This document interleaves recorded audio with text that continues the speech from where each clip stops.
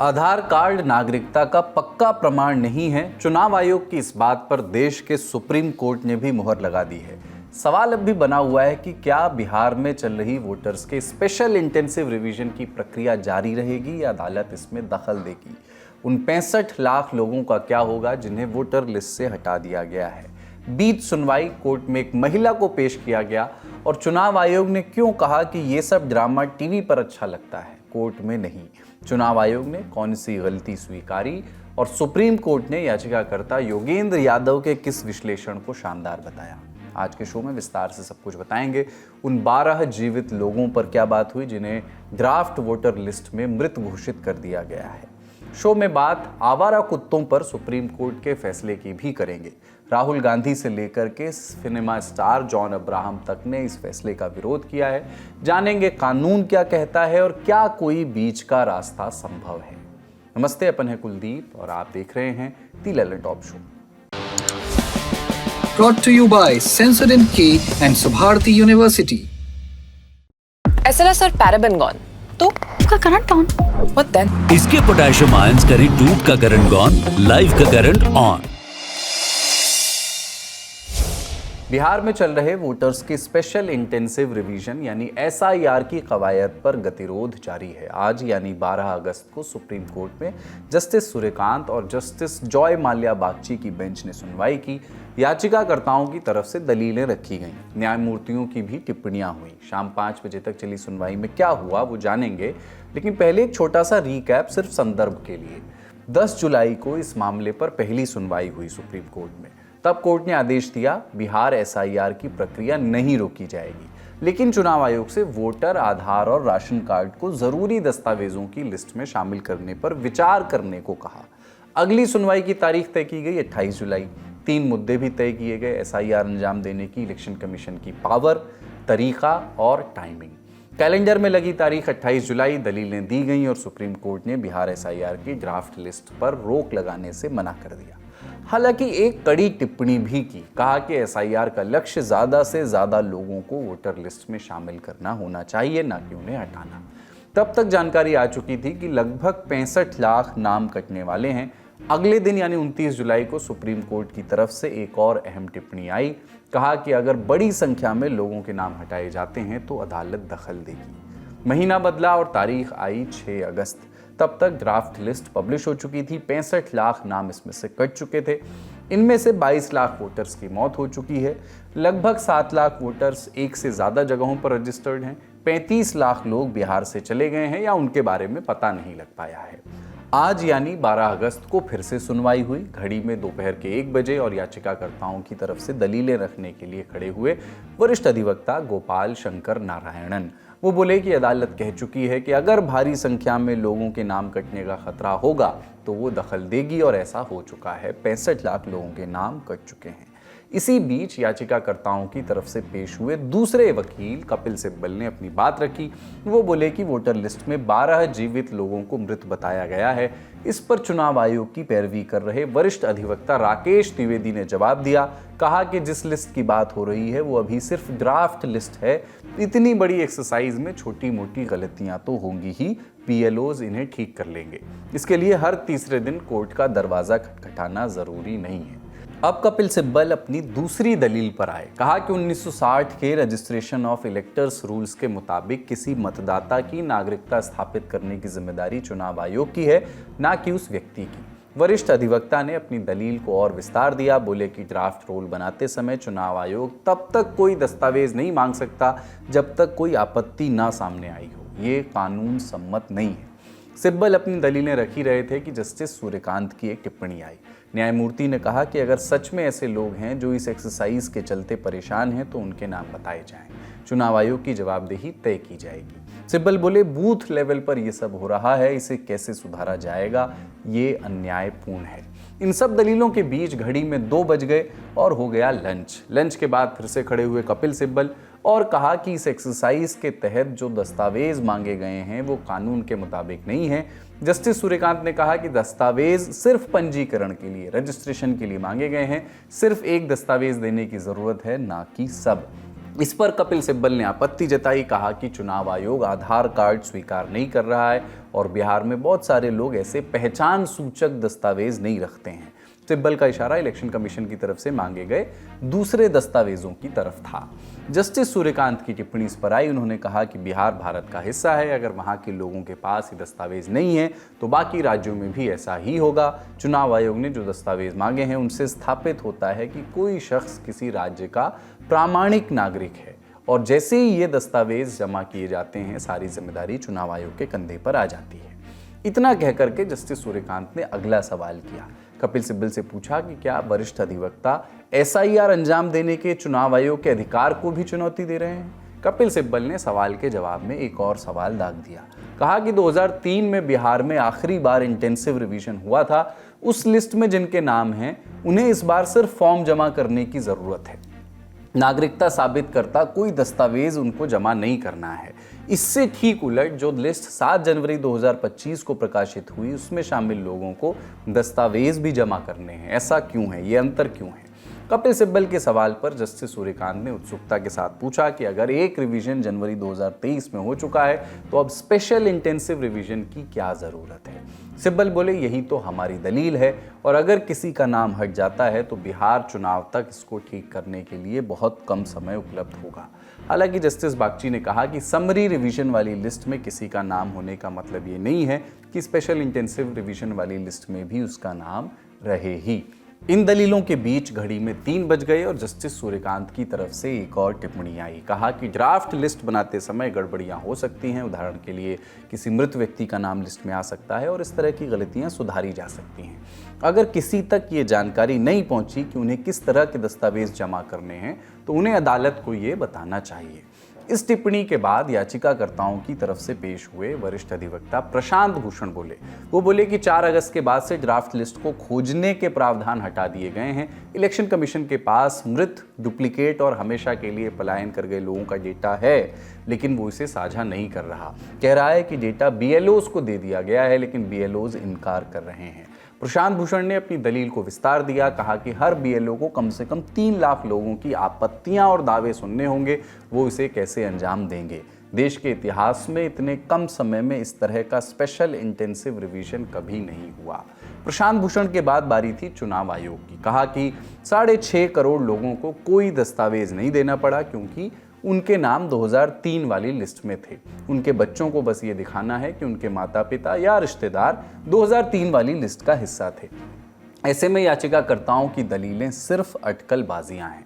प्रशांत भूषण के बाद 2 और वरिष्ठ अधिवक्ता याचिकाकर्ताओं की तरफ से पेश हुए, वृंदा ग्रोवर और अभिषेक मनु सिंघवी। ग्रोवर ने पूछा कि क्या 11 दस्तावेजों पर सहमति बनाने से पहले संसद में कोई चर्चा हुई? वहीं सिंघवी ने कहा कि चुनाव आयोग को नागरिकता तय करने का अधिकार नहीं है। बिहार की ज़्यादातर जनसंख्या डिजिटाइज्ड नहीं है। माता पिता और उनके खुद के बर्थ सर्टिफिकेट अक्सर बाढ़ और निरक्षरता की वजह से खो जाते हैं। अगर लोगों के नाम पहले से ही इलेक्टोरल रोल में हैं तो चुनाव आयोग नागरिकता साबित करने का बोझ उनके ऊपर नहीं डाल सकता। इन दलीलों के बीच 4:15 बज गए। अब बारी थी योगेंद्र यादव की, जो खुद इस मामले में एक याचिका करता है। वो बोले कि एसआईआर विफल साबित हुआ है। दुनिया भर में किसी इलेक्टोरल रोल की पूर्णता जांचने का मानक तरीका अडल्ट पॉपुलेशन और रजिस्टर्ड वोटर्स की संख्या का मिलान करना है, और जब ये जिम्मेदारी राज्य की जगह नागरिकों पर आ जाती है तो वोटर लिस्ट से नाम कटने लगते हैं, और जिनके नाम कटते हैं वो ज़्यादातर हाशिए के लोग होते हैं। इनकी अनुमानित संख्या कुल मतदाताओं की लगभग 1/4 होती है। योगेंद्र यादव आगे बोले कि बिहार की वयस्क जनसंख्या 8 करोड़ 18 लाख है, लेकिन इलेक्टोरल रोल में सिर्फ 7 करोड़ 89 लाख वोटर्स हैं। 29 लाख की कमी है। गलतियां होती हैं, लेकिन ये पहला ऐसा रिवीजन है जिसमें एक भी नाम नहीं जुड़ा है। डोर टू डोर वेरिफिकेशन के दौरान अधिकारियों को एक भी नाम जोड़ने लायक नहीं मिला, जबकि 28 लाख लोगों के नाम और जोड़े जा सकते हैं। आयोग कह सकता है कि ये लोग फॉर्म 6 भर सकते हैं, लेकिन रिवीजन प्रक्रिया का हिस्सा तो नहीं है। योगेंद्र यादव ने एक बड़ी दलील दी। प्रेस विज्ञप्तियों के जरिए कानूनी आदेश बदले जा रहे हैं। नोटबंदी के दौरान आरबीआई कम से कम नोटिफिकेशन जारी करता था, ईसीआई की तरह नहीं। ये शायद भारत ही नहीं बल्कि पूरी दुनिया के किसी भी लोकतंत्र में मताधिकार छीनने की सबसे बड़ी कवायद है, ये उन्होंने कहा। योगेंद्र यादव ने कोर्ट में एक महिला को भी पेश किया, कहा कि इन्हें ड्राफ्ट लिस्ट में मृत घोषित कर दिया गया है। ईसीआई के वकील राकेश द्विवेदी बोले, ये सब ड्रामा टीवी पर अच्छा लगता है, कोर्ट रूम में नहीं। इन सब के बीच घड़ी में लगभग 5 बजे का समय हो गया। दिन की सुनवाई पूरी हो गई। जस्टिस बागची ने कहा कि मिस्टर यादव ने शानदार विश्लेषण पेश किया, भले ही कोर्ट उनसे सहमत हो या नहीं। इतना कहकर के बेंच उठ गई। 13 अगस्त को सुनवाई जारी रहेगी। टी11 टॉप की नजर भी उस पर बनी हुई है। सारे अपडेट्स आप तक लेकर आते रहेंगे। अब अगली बड़ी खबर की बारी। Subharti University, one of the leading universities of North India. Exciting college life and top placements. Join Subharti University, Meerut. देश में आवारा कुत्तों पर बहस हो रही है। क्यों? क्योंकि सुप्रीम कोर्ट ने दिल्ली एनसीआर के सभी आवारा कुत्तों को सड़कों से उठाकर डॉग शेल्टर्स में रखने का आदेश दिया है। 6 साल की एक बच्ची की रेबीज से मौत के मामले के बाद कोर्ट ने ये आदेश दिया है। संबंधित अधिकारियों को ये काम 8 हफ्ते के भीतर पूरा करना होगा।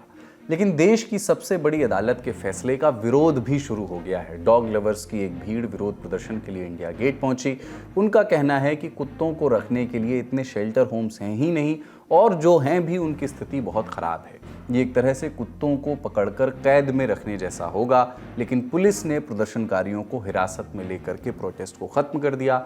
पशु अधिकार संगठन पेटा इंडिया ने एक्स पर लिखा, कुत्तों को इस तरह हटाना ना तो वैज्ञानिक तरीका है और ना ही इससे समस्या का परमानेंट सोल्यूशन मिलेगा। संगठन ने दावा किया कि अगर दिल्ली सरकार ने पहले ही प्रभावी नसबंदी कार्यक्रम लागू किया होता तो आज तस्वीर कुछ और होती।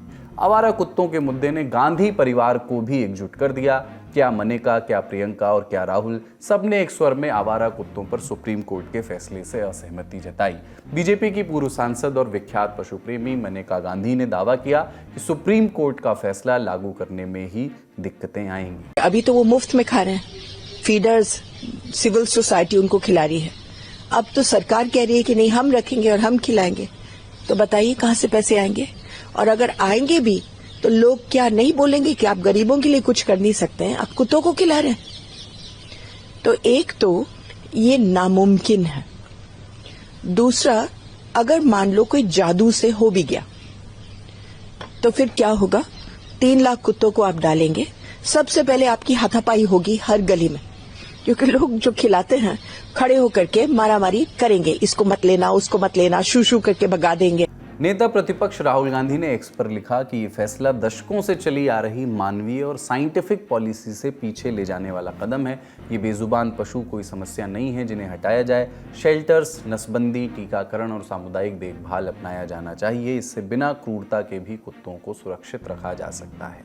वायनाड से कांग्रेस सांसद प्रियंका गांधी ने कोर्ट के आदेश पर आवारा कुत्तों को लेकर आशंका जताई। वो बोली कि कुछ ही हफ्तों में सभी आवारा कुत्तों को शेल्टर होम्स में ले जाने की कवायद से उनके साथ बेहद अमानवीय व्यवहार होगा। उनके लिए पर्याप्त शेल्टर्स भी मौजूद नहीं है। इस समस्या का कोई बेहतर और मानवीय तरीका निकाला जाना चाहिए। लेकिन कुछ दलीलें फैसले के पक्ष में भी आईं। दिल्ली की मुख्यमंत्री रेखा गुप्ता ने फैसले का स्वागत किया, कहा कि आवारा कुत्तों की समस्या को लेकर के ये फैसला एक महत्वपूर्ण कदम है। इसमें माननीय कोर्ट ने जो आदेश दिया है वो भी हमारे लिए बहुत महत्वपूर्ण है। हमारा एक ही ध्येय है, दिल्ली की जनता को राहत देना। आज ये प्रॉब्लम जिस विकराल रूप धारण करके दिल्ली के सामने खड़ी है, इसमें सरकार की ईमानदारी के साथ में समाधान देना ये बहुत महत्वपूर्ण है, जिसकी हमने पूरी योजना बनाते हुए इस समस्या पे काम हम करेंगे। तो ये तो पक्ष और विपक्ष में उठे स्वर हो गए। अब बात कुछ आंकड़ों की कर लेते हैं। इंडियन एक्सप्रेस अखबार ने कुत्तों के काटने और रेबीज की स्थिति पर एक आंकड़ा सामने रखा है। उसके मुताबिक भारत में सबसे ज्यादा आवारा कुत्ते हैं, जिनकी संख्या करोड़ों में हो सकती है।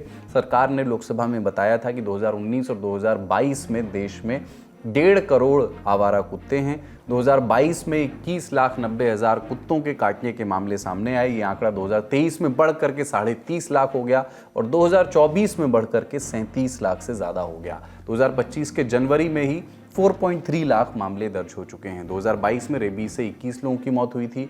यह आंकड़ा दोगुने से भी अधिक एक साल के भीतर बढ़ गया। 2023 में 50 लोगों की मौत हुई रेबीज से, जबकि 2024 में 54 लोगों की मौत रेबीज जैसी जानलेवा बीमारी से हुई। विश्व स्वास्थ्य संगठन यानी WHO की माने तो दुनिया में रेबीज से होने वाली 36% मौतें भारत में होती हैं। भारत में रेबीज के 96% मामले कुत्तों के काटने से ही होते हैं और 30 से 60% मामले 15 साल से कम उम्र के बच्चों में होते हैं। सुप्रीम कोर्ट के फैसले के समर्थक भी इन आंकड़ों को दलील के तौर पर प्रचारित कर रहे हैं, लेकिन डॉग शेल्टर होम्स की उपलब्धता और रखरखाव दोनों ही मोर्चों पर हालत बहुत खराब है। इंडिया टुडे के रिपोर्टर कुणाल कुमार ने इसकी ग्राउंड पर जाकर के पड़ताल की है। मसलन अभी दिल्ली में आवारा कुत्तों की नसबंदी के लिए 20 स्टरलाइजेशन सेंटर यानी नसबंदी केंद्र हैं और कोई डॉग शेल्टर नहीं है। मौजूदा स्टरलाइजेशन सेंटर्स की क्षमता 2500 कुत्तों की नसबंदी करने की है, जबकि दिल्ली में आवारा कुत्तों की संख्या लगभग 6 लाख बताई जाती है। इस संख्या को कम करने के लिए हर साल 4.5 लाख कुत्तों की नसबंदी करनी होगी। रिपोर्ट बताती है कि अगर सरकार और अधिकारी मौजूदा सुविधाओं के साथ अदालती आदेश का पालन करें तो हर साल केवल 1.25 लाख कुत्तों की ही नसबंदी हो पाएगी। MCD के पशु चिकित्सा विभाग के पूर्व निदेशक डॉक्टर VK सिंह के हवाले से इस रिपोर्ट में लिखा है कि कुत्तों के लिए 2 तरह के शेल्टर होम्स बनाने होंगे, एक नसबंदी किए गए कुत्तों के लिए और दूसरा बिना नसबंदी वाले कुत्तों के लिए। तो ये थी विरोध, समर्थन और ग्राउंड रियलिटी। तीनों ही तरह की बातें हमने आपके सामने रख दी, तीनों तर्क भी बता दिए। एक तरफ मानवीय संवेदनाओं की दुहाई है, प्रकृति और पशुओं से प्रेम की दलील है, और दूसरी तरफ रेबीज के बढ़ते हुए मामले, बच्चों और बुजुर्गों की सुरक्षा। लेकिन क्या कोई बीच का रास्ता है जिससे सभ्य समाज में मनुष्यों के सबसे पुराने और सबसे वफादार इस जीव को लेकर के पैदा हुई इस दुविधा का हल निकल सके? हमने जानकारों से पूछा। डिसीजन है वो सही है, लेकिन जिस तरीके से उसको इम्प्लीमेंट करने के लिए कहा वो ठीक नहीं है। जो इस देश में यहाँ के अपने साइंटिस्ट लोग जो इस पे काम कर रहे हैं, डॉग अबेंडेंस पे, डॉग वेलफेयर पे, उनकी कमेटी होनी चाहिए। वेटनरियंस का जो कहना है उनको मानना चाहिए। मेरा निवेदन है उन लोगों से जो कि एनिमल वेलफेयर पे काम कर रहे हैं, वो लोग बहुत ही अच्छा काम कर रहे हैं, लेकिन इसको एक्सट्रीम्स ना बनाएं, मतलब ध्रुवीकरण ना करें। ये बहुत नेचुरल है कि किसी आदमी को डॉग से डर लग सकता है, इसमें उसकी बुराई ही नहीं है, वो उसको अवॉइड करना चाहता है। तो हमें इंसान को भी समझना चाहिए। एट द सेम टाइम वो इंसान भी गलत है जो कि रोड के डॉग को मारना चाहता है या भगाना चाहता है। तो हमको एक बीच का रास्ता लेना है और वो साइंस पे ही होगा। लॉजिकल लोग जब आएंगे, जगह पे प्लान बनाएंगे, तब होगा। हमेशा डॉग और ह्यूमन का कॉन्फ्लिक्ट जो है वो बना रहेगा अगर हम इस प्रॉब्लम को लॉजिकली जो है उसको सॉल्व ना करें। तो जो लोग वेलफेयर करते हैं, मानना पड़ेगा कि वो बहुत अच्छा काम करते हैं, और जो एक समाज की प्रॉब्लम है, एक्चुअली देश की प्रॉब्लम है, उसको कुछ लोगों ने अपने कंधों पे ले रखा है या कुछ NGOs ने ले रखा है।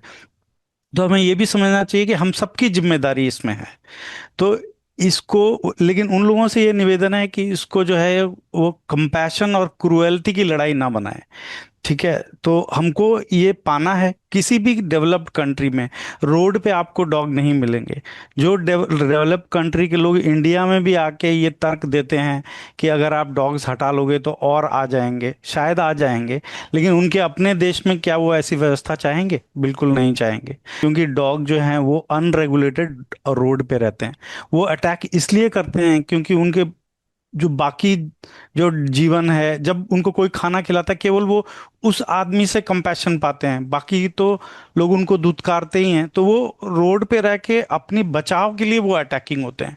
लेकिन अगर हम उनको एक सही व्यवस्था दें, एक शेल्टर होम दें जिसमें कि प्रॉपर साइंटिफिक रूप से एक डॉग को कितना क्लोज्ड एरिया चाहिए, ओपन एरिया चाहिए, उस तरीके से अगर हम उनको दें जहां उनकी एक्सरसाइज हो सके, तो डॉग्स भी रोड पे रहना नहीं चाहते, वो भी परिवार में रहना चाहते हैं। तो बीच के रास्ते की तलाश है। जाहिर है कि कुत्तों को अगर शेल्टर होम्स में डालना है तो इंफ्रास्ट्रक्चर सबसे पहले दुरुस्त करना होगा। साथ ही ये भी इंश्योर करना होगा कि कुत्तों के साथ किसी तरह की क्रूरता ना की जाए। इस मसले पर जो भी अपडेट होगा हम आप तक लेकर के आते रहेंगे। अब बढ़ते हैं सुर्खियों की ओर। दिल्ली NCR के रहवासियों को राहत मिली है। 10 साल पुराने डीजल और 15 साल पुराने पेट्रोल वाहनों के मालिकों के खिलाफ फिलहाल कोई दंडात्मक कार्रवाई नहीं की जाएगी। ये अंतरिम आदेश सुप्रीम कोर्ट ने दिया है दिल्ली सरकार की उस याचिका पर जिसमें पुराने वाहनों पर लगे प्रतिबंध के 2018 वाले आदेश पर फिर से विचार करने की मांग की गई थी। मामले की सुनवाई की CJI BR Gavai, justice Vinod के चंद्रन और जस्टिस एनवी अंजारिया की बेंच ने दिल्ली सरकार की याचिका पर वायु गुणवत्ता प्रबंधन आयोग यानी CAQM से 4 सप्ताह के भीतर जवाब मांगा और इन्हीं 4 हफ्तों के लिए ये अंतरिम आदेश जारी किया गया है। सुप्रीम कोर्ट ने ही 2018 में बैन का आदेश दिया था।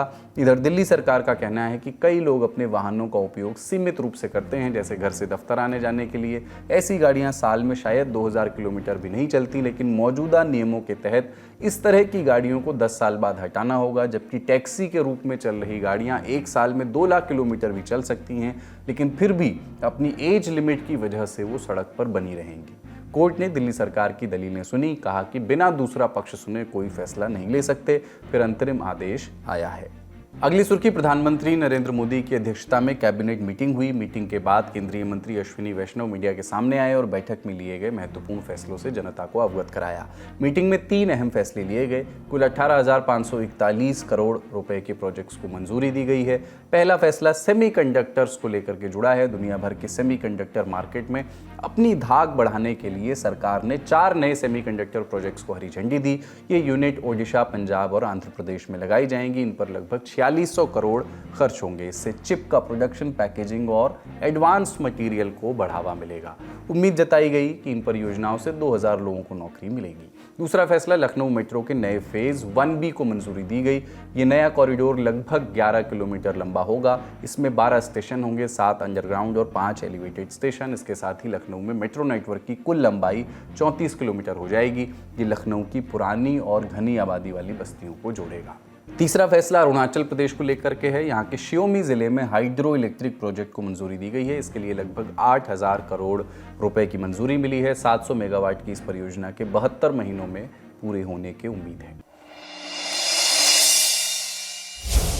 कांग्रेस नेता और केरल की वायनाड लोकसभा सीट से सांसद प्रियंका गांधी ने गजा में हुई हत्याओं की कड़ी निंदा की है। उन्होंने इजराइल पर नरसंहार का आरोप लगाया है। 12 अगस्त को किए एक्स पोस्ट में उन्होंने लिखा कि इजराइल ने गजा में 60,000 से ज़्यादा लोगों की हत्या की है, जिनमें 18,430 बच्चे शामिल हैं। कांग्रेस सांसद ने भारत सरकार पर आरोप लगाया, कहा कि सरकार फिलिस्तीनी लोगों की पीड़ा पर चुप है, जबकि इजराइल नागरिकों पर तबाही बरपा रहा है। गजा में कतर के मीडिया संस्थान अल जजीरा के 5 पत्रकारों की हत्या पर भी प्रियंका की प्रतिक्रिया आई। उन्होंने इसे जघन्य अपराध बताया। ये भी कहा कि चुप्पी के जरिए ऐसे अपराधों को बढ़ावा देना भी अपराध है। प्रियंका के बयान पर प्रतिक्रिया आई भारत में इजराइल के राजदूत रूबेन अजार की। वो बोले कि आपकी ये चालबाजी शर्मनाक है। इजराइल ने 25,000 आतंकियों को मार गिराया है। गजा में आम लोगों की मौत की एक बड़ी वजह हमास की घिनौनी रणनीति है। उसके आतंकी आम लोगों को शील्ड की तरह यूज करते हैं। पिछले 50 साल में गजा की आबादी 450% बढ़ी है। अब बात जस्टिस यशवंत वर्मा की करते हैं, जिनके आधिकारिक आवास पर नोटों के बेहिसाब बंडल मिले थे। आपको याद होगा, मामले की जांच हुई। कोर्ट से होते हुए बात संसद में महाभियोग तक पहुंच गई। आज यानी 12 अगस्त को लोकसभा में स्पीकर ओम बिरला ने जस्टिस वर्मा के खिलाफ महाभियोग प्रस्ताव को मंजूरी दे दी। कहा कि उन्हें सत्ता और विपक्ष का मिलाकर के कुल 146 सांसदों के हस्ताक्षर वाले प्रस्ताव मिले हैं। प्रस्ताव में इलाहाबाद हाईकोर्ट के जस्टिस यशवंत वर्मा को पद से हटाने की मांग की गई है।